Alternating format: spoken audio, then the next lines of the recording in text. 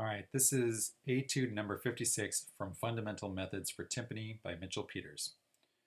Before I start, I like to number my measures. It's a good practice to get into because it saves a lot of time when you're making notes for yourself and listening back to yourself on recordings. So let's talk about tuning. The pitches we're going to have are F sharp, B, C sharp, F sharp, and they're going to be lowest drum, your 32-inch, your 29-inch for the B, 26 for the C sharp, and the high drum will have the F sharp, the high F sharp. Now when tuning, you're going to want to use intervals to tune your drums. Don't worry so much about matching each drum to a specific pitch, but rather having a reference pitch such as a low F sharp, and then tuning the other drums using intervals. Intervals are just the distance between the drums. Starting out, we're going to have a perfect fourth between the F sharp and the B. And you can remember this interval with the tune, Here Comes the Bride. There's another perfect fourth between the C sharp and F sharp. Next, you can also check your pitches using a perfect fifth between the low F sharp, this F sharp here, and the C sharp. You have a perfect fifth there. The tune you can use for that is Twinkle Twinkle Little Star.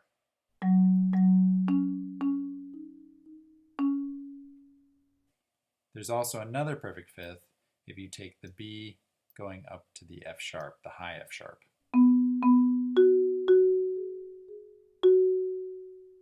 These pitches should all sound consonant together.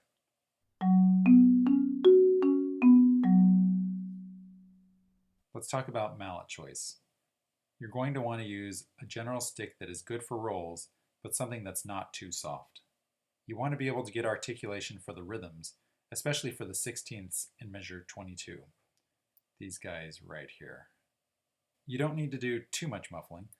In measure 11, maybe consider muffling the F sharp you were just playing in measure 10, while simultaneously striking the B on the downbeat of measure 11. This will help with clarity on the soft B since the dynamic is piano. So I'm talking about this roll when you come out of it. As soon as you strike this note here, you're going to take out the F sharp at the same time. Roll speed shouldn't be too fast. If you want to meter your roll, think 16th note triplet. Make sure attacks and releases of all rolls are very clear, especially coming out of rolls on the low F sharp. The release has a tendency to get swallowed up by the roll. You can see that in measure 20, you have an F sharp roll that has a rhythm at the end of it. Also in measure 8, going to the downbeat of measure 9, this note right here needs to be clear. Also, you're going to need to try to make the sustain of your roll sound different from the attack, release, and other surrounding rhythms.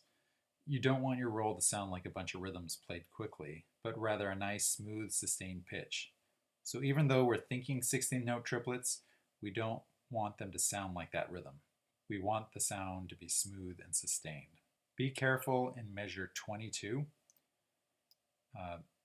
You need to make sure that the 16 notes sound like a rhythm and not the roll. So it's the opposite problem. You want these notes here to sound like a rhythm and then this note to sound like a sustained pitch. In measure 9 and 10, pay attention to note length, making sure not to play beat 3 and measure 10 too long. So make sure that you see that these are half notes and then beat 3 is just a quarter note.